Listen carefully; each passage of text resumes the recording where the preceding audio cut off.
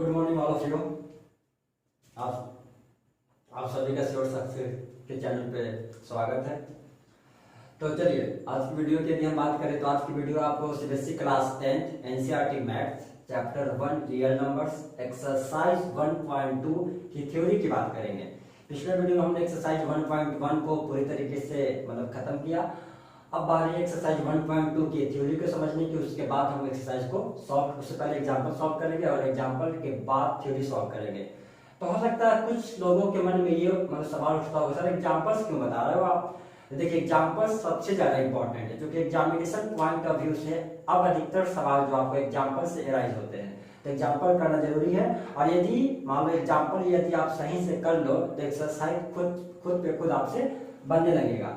तो चलिए अब हमारा सपोज एक्सरसाइज 1.2 के थ्योरी का क्या कहानी है, जिसमें एक पहला आपका सबसे इंपॉर्टेंट एक आपका स्टेटमेंट है जिसका नाम है फंडामेंटल थ्योरम ऑफ अरिथमेटिक, या मान सपोज एक सबसे इंपॉर्टेंट थ्योरम है जिसका नाम है फंडामेंटल थ्योरम ऑफ अरिथमेटिक।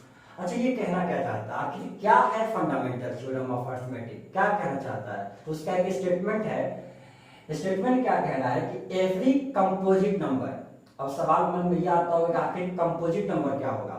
तो एक ऐसा नंबर जिसका फैक्टर या फिर मल्टीपल 1 और वह खुद के अलावा कोई और दूसरा भी हो, मतलब कि 1 तो सभी का होता है फैक्टर और वो खुद भी होता है फैक्टर। जिस नंबर हम 2 की बात करें, सॉरी 2 की बात नहीं कर रहे, 4 की बात कर रहे हैं, तो 4 का फैक्टर 1 भी होगा, 4 भी होगा और उसके अलावा कौन होगा फैक्टर उसका? 4 का फैक्टर 2 भी होता है। तो यदि 1 और वह खुद इटसेल्फ के अलावा कोई और फैक्टर हो तो उसको कंपोजिट नंबर कहते हैं। तो every composite number can be represented as the product और इट्स प्राइम नंबर्स।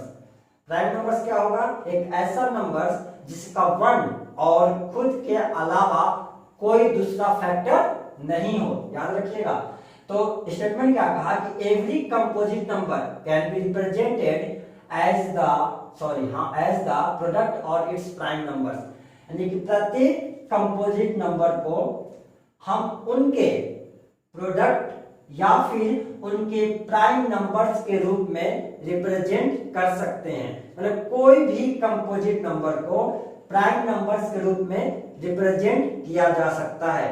मतलब हम ये कह सकते हैं क्या कि कोई भी कंपोजिट नंबर जो है प्राइम नंबर्स का प्रोडक्ट होता है। मतलब कि सबसे पहले प्राइम नंबर्स आया और प्राइम नंबर्स के आने के बाद कंपोजिट नंबर के बारे में बात की गई, यानी कि कोई भी कंपोजिट नंबर को उनके प्रोडक्ट के प्राइम नंबर्स के तौर पे या रूप में हम उससे रिप्रेजेंट कर सकते हैं। कैसे सर? थोड़ा सा और डीपली जाइए, थोड़ा सा एग्जांपल समझाइए आप मेरे को। बिल्कुल एग्जांपल दूंगा मैं। तो देखो 240 यानी 240 एक कंपोजिट नंबर है, मतलब इसका फैक्टर 1 और ये खुद और इसके अलावा कोई दूसरा भी है। तो इस 240 को हम इनके प्राइम नंबर्स के प्रोडक्ट के रूप में रिप्रेजेंट कर सकते हैं। कैसे करेंगे सर बताइए, देखते बताइए। देखिए मान लो सपोज यहाँ पे हमने लिखा 240 या 240, तो अब इसका क्या करेंगे आप? अब इसका निकालेंगे हम लोग, जिसको कहते हैं जो तरीका हमने लिखा। अब इस 240 का प्राइम फैक्टराइजेशन करेंगे। इसको जो हम करने वाले हैं उसको कहा जाता है प्राइम फैक्टराइजेशन, यानी कि इनका फैक्टर निकालेंगे प्राइम नंबर्स के रूप में। तो देखो कभी भी जब करोगे ना तो हमेशा सबसे छोटा नंबर से, हमेशा इसको सबसे छोटा नंबर से लेके चलना पड़ता है। 2 से लेके चलते हैं, 2 से बिल्कुल चला भी जाएगा। 2 से क्यों जाएगा सर? कैसे वालों को बता दें कि 2 से जाएगा? देखो इसके वंश प्लेस पे क्या है? 0 है, तो वही नंबर 2 से जा सकता है जिसके वंश प्लेस पे 0 हो, 2 हो, 4 हो, 6 हो, 8 हो, तो वो नंबर 2 से पूरी तरीके से डिविजिबल हो जाता है। लेके चलते हैं 2 1 जा 2 और 2 के टेबल में 4, 2 टाइम्स में, और यहाँ पे आपका 0 का 0, फिर 2 से जाएगा कितने टाइम्स में? 60। आप देख लो क्या फटाक फटाक कर रहे हैं। फिर 2 से जाएगा 30, फिर 2 से जाएगा 50। अब 2 से जाएगा क्या? नहीं जाएगा क्योंकि उसके वंश प्लेस पे 5 है। अब ये जाएगा 3 से, 3 5 जा 50। एक बार और लेके चले जाओ, 5 1 जा 5। चलो ये पूरी कहानी खत्म हो गई, मतलब 240 का हमने पूरी तरीके से प्राइम फैक्टराइजेशन कर दिया। अब उस नंबर्स को लिखेंगे तो ऐसे लिख सकते हैं 2, अच्छा 2 कितने टाइप्स हैं, 1 2 3 4, 2 का पावर 4 लिख सकते हो क्या, लिख सकते हैं, हाँ लिख सकते हैं भाई।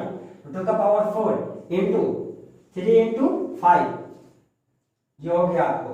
देखो 2 भी एक प्राइम नंबर है, 3 भी एक प्राइम नंबर है और 5 भी एक प्राइम नंबर है। 240 को उनके प्रोडक्ट के प्राइम नंबर्स के रूप में लिख दिया गया।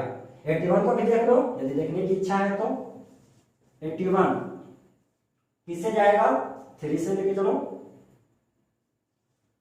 27 टाइम्स में, फिर 3 से, 9 टाइम्स में, फिर 3 से, 3 टाइम्स में और फिर 3 से 1 टाइम्स में। ये कितना आया, 3 इंटू 3 यानी 3 का पावर 4।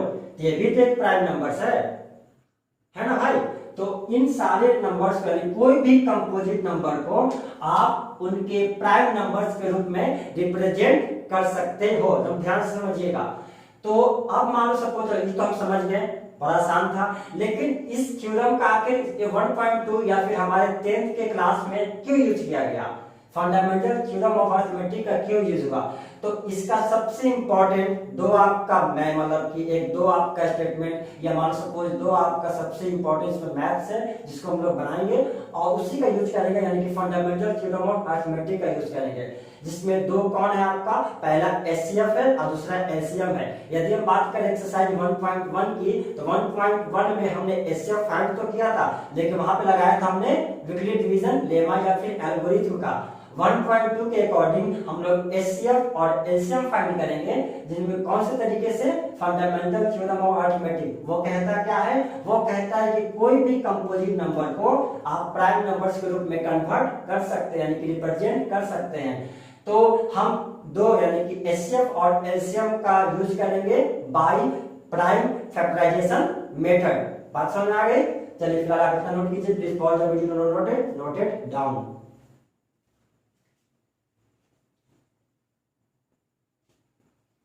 तो चलिए हमने बात किया था एलसीएम और एचसीएफ की, तो अगला जो स्टेप है उसी का स्टेप है कि फाइंड एलसीएम एंड एचसीएफ। क्या होता है एलसीएम एंड एचसीएफ? तो एलसीएम जिसका फुल फॉर्म होता है आपको लिस्ट कॉमन मल्टीपल, और एचसीएफ जिसका फुल फॉर्म होता है आपको हाईएस्ट कॉमन फैक्टर।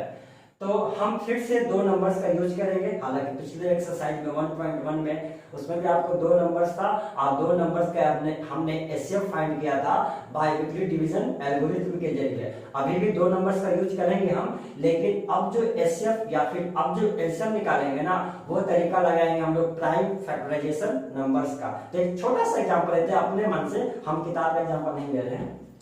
तो मान लो सपोज एक दो नंबर से 24, एक मान लो सपोज आपको 36। तो 24 और 36 का हमसे एलसीएम पूछा और हमसे एचसीएफ भी पूछा। एलसीएम 24, 36 और एचसीएफ 24, 36। तो कौन सा यूज करेंगे हम यूज करेंगे बाय प्राइम फैक्टराइजेशन मेथड। तो पहले क्या करोगे आप, 24 का प्राइम फैक्टर करोगे, यानी जो तरीका बताया था उस तरीके से एलसीएम लेते हुए जो हम लोग प्राइम फैक्टर करते हैं, या फिर डायरेक्ट कर दो या फिर कर ही देते दोनों। 24 सबसे छोटा नंबर 2 से 12 टाइम्स, फिर 2 से 6 टाइम्स, फिर 2 से 3 टाइम्स, फिर लास्ट 3 से 1 टाइम्स। नोट करो यहाँ पर क्या क्या वैल्यू आया, 2 इंटू 2 इंटू 2 इंटू 3, यह आया आपका। आप 36 की बात करें,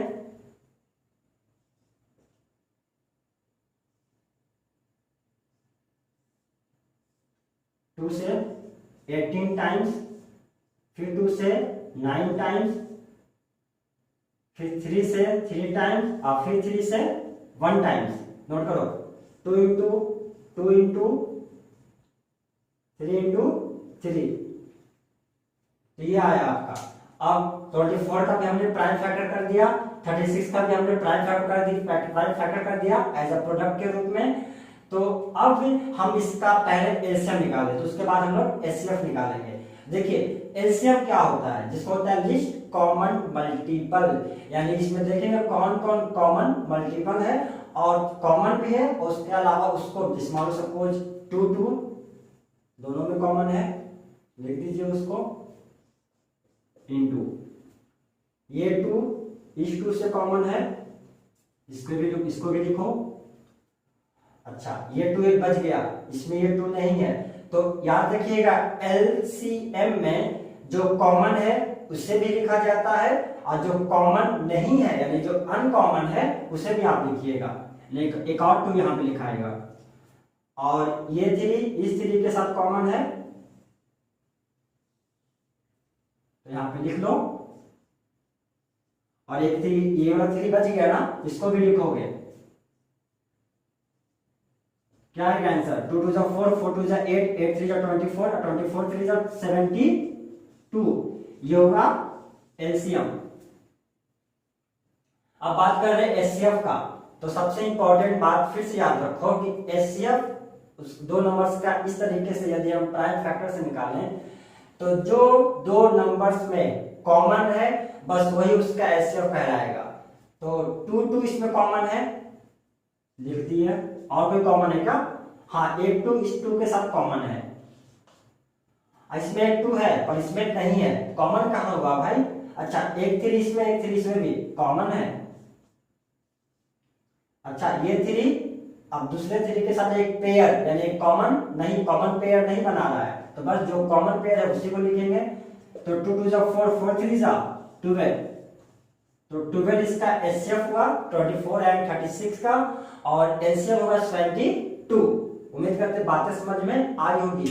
बस इतना याद रखिएगा, कॉमन है और कॉमन जो ना भी हो दोनों एलसीएम में होगा, और केवल कॉमन एचसीएफ निकलेगा। मतलब यदि हम 2 नंबर्स का प्राइम फैक्टराइजेशन करें तो जो prime factor as a product common होगा तो वो एचसीएफ होगा, और जो कॉमन भी हो और जो अनकॉमन भी हो वो दोनों बातें आपको एचसीएफ में लिखी जाएगी। उम्मीद करते बातें समझ में आई होगी। चलिए फिलहाल इसको नोट कीजिए, फिर एक अगला टर्म जानेंगे। Please pause the video to note it down.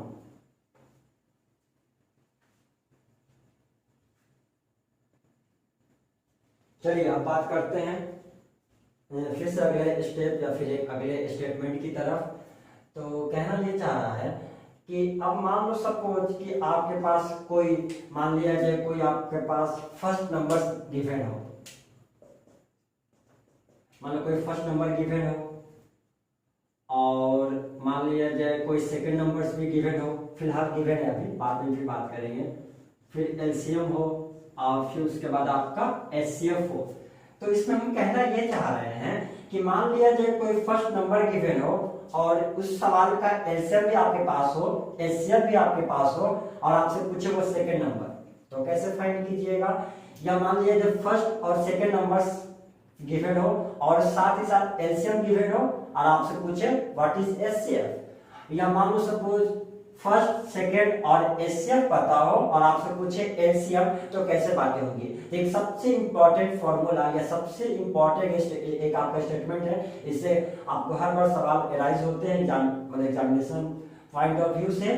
तो कहना ये चाह रहा है, क्या कह रहा है जैसा देखते हैं कि प्रोडक्ट ऑफ 2 नंबर्स, मतलब कि 2 नंबर्स का प्रोडक्ट उनके, मतलब 2 नंबर्स का प्रोडक्ट जो है एलसीएम उस नंबर्स के एलसीएम और एचसीएफ के प्रोडक्ट के इक्वल होता है। मतलब कि 2 नंबर्स का प्रोडक्ट उनके एलसीएम और एचसीएफ के प्रोडक्ट के इक्वल माना जाता है। जैसे फॉर एग्जांपल यदि हम हल्का सा आपसे बात करें भी तो इसी की बात कर लेते हैं, फिर एक छोटा सा एग्जांपल दे देंगे। ये सर ये कैसे होता है और समझाओ ना, एग्जांपल के जरिए समझा देंगे। या मान लो सब कोई वही एग्जांपल है ना जो इससे पहले दिया गया था। कौन सा एग्जांपल था? 24 और 36। हाँ 24 और 36 हमने एग्जांपल लिया था। तो यदि हम बात करें तो ले लो भाई, हाँ ये तो है एग्जांपल। तो मान लिया जाए 24 और 36 2 नंबर्स है। अच्छा 24 36 का एलसीएम क्या आया था? 72। हाँ 72। और एचसीएफ कितना आया था? 12 लिख लो। देखो ये 2 नंबर्स का प्रोडक्ट है, ये उनके एलसीएम और एचसीएफ का प्रोडक्ट है। देखो तो क्या दोनों का ये प्रोडक्ट या दोनों का मल्टीप्लाई सेम आ रहा है क्या? कर लेते हैं एक बार हम। तो 36 4 जा 144, या फिर आप साइड में कर लोगे ना भाई, आप समझ लोगे। 36 4 जा हम डायरेक्ट कर रहे हैं, जो मेरे को 36 का टेबल याद है तो हम कर ले रहे हैं। 36 4 जा 144, यानी कि कैरी 4, सॉरी मतलब लिखेंगे 4 और कैरी 14। 36 2 जा 72, 72 और 14 84, ये आया। चलो अब देखो ये इक्वल है कि नहीं। 12 में 2 से मैं 12 दूनी 24, कैरी 2, अब 12 सत्ते 84, नहीं भाई गलती कर लेंगे यहीं पे हम। यहाँ पे क्या होगा 72 आया था ना, एक मिनट, यहाँ पे 86 होगा। 12 सत्ते 84, 84 और 2 86, यानी कि देखो तो दोनों आपस में इक्वल हो गया। एक बार फिर से देख लेते हैं। 36 4 जा 144, 4 लिखेंगे, कैरी 14 यानी कि 14, और 36 2 जा 72, 72 और 14 86। इसको सॉल्व किया, दोनों आपस में क्या आ गया इक्वल, यानी कि दो नंबर्स का प्रोडक्ट है उनके एलसीएम और एचसीएफ के प्रोडक्ट के इक्वल आता है। अब एक सवाल हम अपने मन से एग्जांपल हमने सेट किया कि the HCF of 24 and 36 is 12, आया भी था पिछले वाले एग्जांपल में, यानी कि 24 और 36 का एचसीएफ 12 है, तो उसका एलसीएम फाइंड कीजिए। तो सबसे इंपॉर्टेंट बात करेंगे क्या हम लोग, यदि हम बात करें तो वो बातें आप समझ पा रहे हो कि दो नंबर्स का प्रोडक्ट यानी 24 इंटू 36 अब बराबर क्या, एलसीएम इंटू एचसीएफ। तो दो नंबर्स यहाँ पे नोट डाउन करो, और एलसीएम नहीं पता, एचसीएफ कितना है 12, एलसीएम को बाहर लेके आ जाओ। 24 इंटू 36, ये 12 कहाँ रहेगा नीचे, एलसीएम अलग आ गया है, तो 12 3 36 और 24 3 72, यानी कि 24 24 3 72, समझ लीजिए बिहार बोर्ड से हमारा है, इस बार थोड़ा हिंदी बोल देते हैं। तो 24 3 72, आगे 72 आपका आंसर उसमें भी आया था, याद रखिएगा।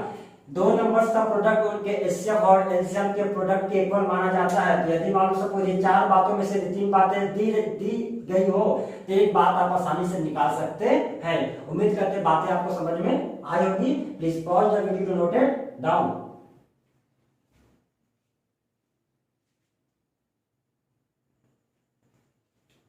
चलिए मतलब कि 1.2 का थ्योरी तो हमने अच्छे से समझ लिया। अब उससे रिलेटेड जो एग्जांपल्स हैं उसकी बात करते हैं। एग्जाम्पल नंबर 5 कहना क्या चाह रहा है, कंसीडर द नंबर 4 का power n where n is a natural number, check whether there is any value of n for which 4 का power n ends with the digit 0। अब सवाल समझते हैं, मतलब कि बताए मतलब कंसीडर करें कि 4 का पावर n, जहां पे जो n है वो एक नेचुरल नंबर है, तो आपको बताना है कि n का कोई ऐसा value, check whether there is any value of n, मतलब n का कोई ऐसा वैल्यू जहां पे यदि 4 के पावर n को सॉल्व किया जाए तो उसका रिजल्ट यानी उसके वंश प्लेस पर यानी उसका जो इंड्स पॉइंट होगा वो क्या डिजिट 0 आ सकता है क्या। मतलब कि यदि हम 4 का पावर n की जगह आप कुछ भी रखिए 1 2 3 4 5 डॉट डॉट कुछ भी रख सकते हैं आप। रखने के बाद यदि इस 4 के पावर को सॉल्व किया जाएगा तो जो मेरे पास नंबर्स आएगा, क्या उस नंबर्स के वंश प्लेस पर यानी क्या उस नंबर्स का अंत यानी एंड पॉइंट 0 हो सकता है क्या, ये बताना मेरे को। उम्मीद करते हैं सवाल समझ में आ गया होगा आपको। अब इसको सॉल्व करने का तरीका जानते हैं और बेहतरीन तरीका समझेंगे।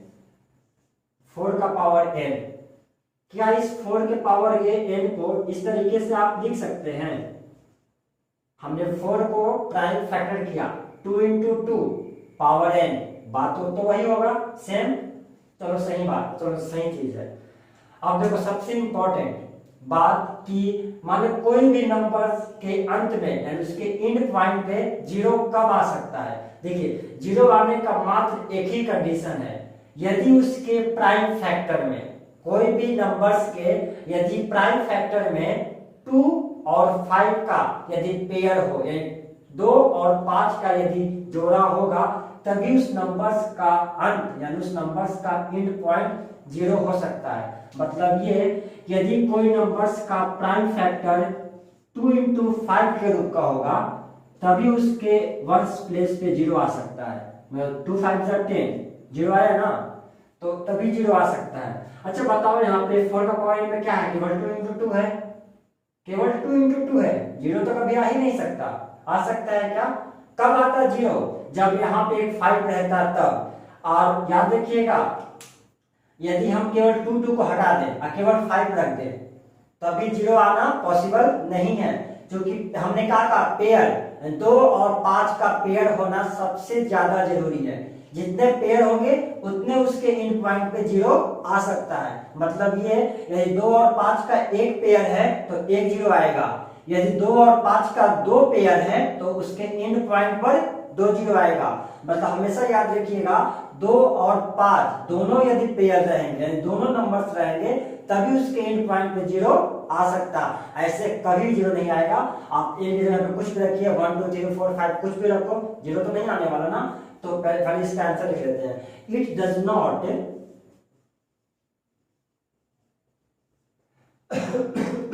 it does not having pair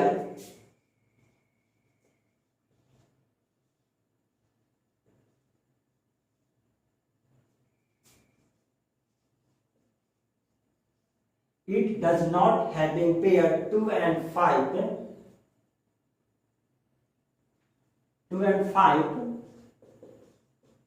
in its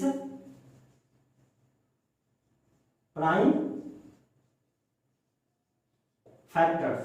मतलब कि इन प्राइम फैक्टर्स में 2 और 5 का पेयर नहीं है। जब 2 और 5 का पेयर नहीं होगा तो जीरो भी आपको नहीं आ सकता। तो हम कह सकते हैं क्या, सो इट डज नॉट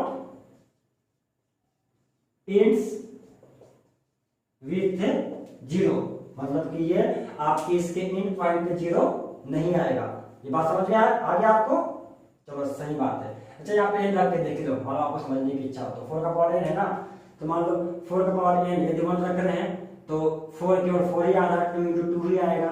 अच्छा मान लो सपोज 4 का पावर 2 रखो तो क्या होगा, 4 का स्क्वायर यानी 16, 16 का क्या होगा prime factor, 2 into 2 into 2 into 2। एक मिनट इसको ऊपर कहने दो, मतलब कि 2,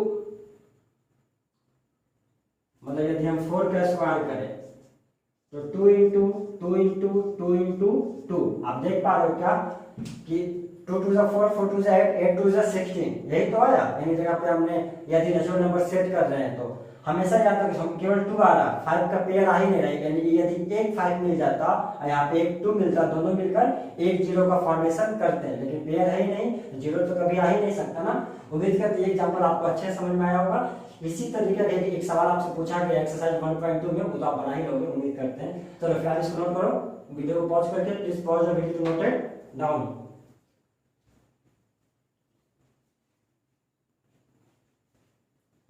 चलिए एग्जांपल 6 की बात कर रहे हैं हम लोग।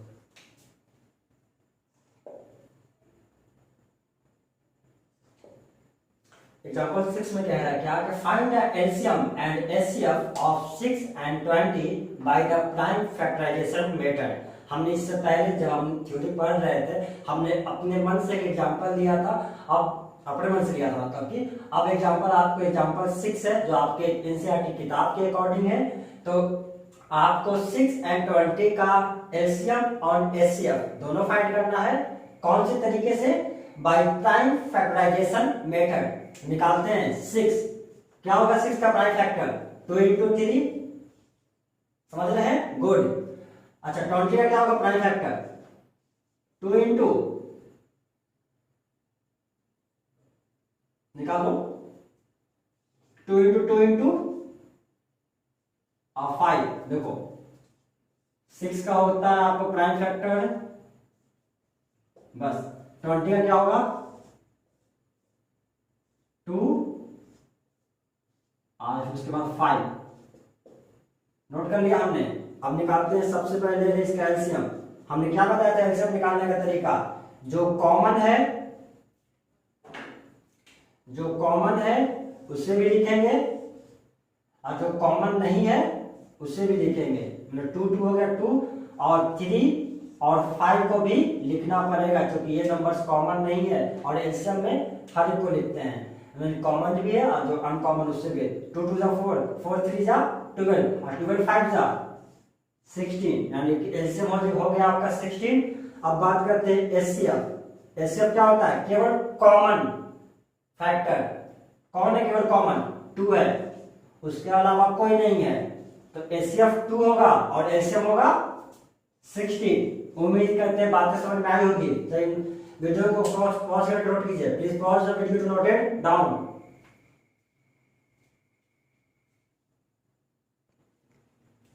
चलिए एग्जांपल 7 की बात कर रहे हैं हम लोग। एग्जांपल 7 में क्या कह रहा है कि find the HCF of 96 and 404 by the prime factorization method, hence find their LCM। मतलब पहले इन दो नंबर्स का एचसीएफ फाइंड करना है और उसके बाद एलसीएम फाइंड करना है। तो पहले एचसीएफ फाइंड करते हैं।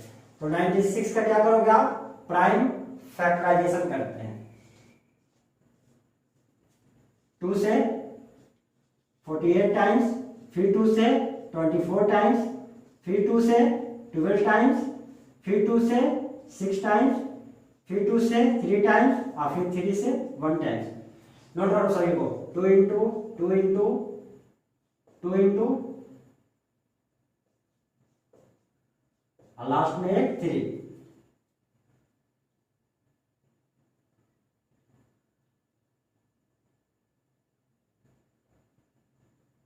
सही है।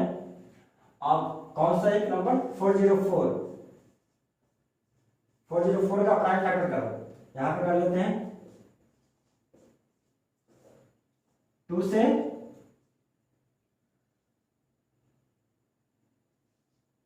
202, फिर 2 से 101 और 101 से 1। अब कहोगे सर 101 से क्यों लेके चले गए?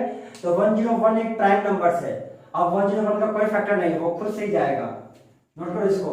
2 इंटू 2 इंटू 101। तो देखो कौन कौन कॉमन है? ये कॉमन और ये कॉमन, बस। अब कोई कॉमन नहीं है तो निकाल देंगे इसका एचसीएफ। एक 2 इसका और एक 2 इसका, क्या होगा? 4 क्या आ गया? इन दो नंबर्स का एचसीएफ आ गया। अब एचसीएफ आ गया तो एचसीएफ फाइंड कर सकते हो क्या? वो formula, the product of 2 numbers is equal to the product of their, मतलब एचसीएफ एंड एलसीएम, मतलब उन नंबर्स का एचसीएफ और एलसीएम के प्रोडक्ट के बराबर इक्वल होता है। तो दो नंबर्स कौन है आपका? 96 और 404 is equal to LCM into HCF. तो 96 into 404 is equal to LCM find करना है। एचसीएफ कितना आया है? 4। एलसीएम को यहीं पे रखो, अब बाकी सब नंबर को ऊपर नीचे करो। 96 इंटू 404, ये 4 कहाँ गया? नीचे। कटा दीजिए इसको 24 टाइम्स में। अब मल्टीप्लाई करो 24 को 404 से, तो 24 24 चौकी 96 यानी कि 6 यानी 9, 24 0 यानी कि 9 और फिर 24 चौकी 96 यानी कि 96। ये उसका क्या होगा? आपको एलसीएम होगा। उम्मीद करते बातें आपको समझ में आई होगी। चलिए नोट कीजिए इसको, please pause the video to note it down.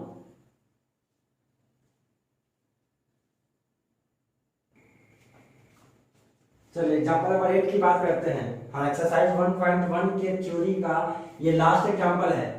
Example 8 कह रहा है कि find the HCF and LCM of 6, 22 and 120 using the prime factorisation method. यानी 6, 72 और 120 का मेरे को प्राइम फैक्टराइजेशन मेथड के तरीके से इन दोनों का एचसीएफ और एलसीएम फाइंड करना है।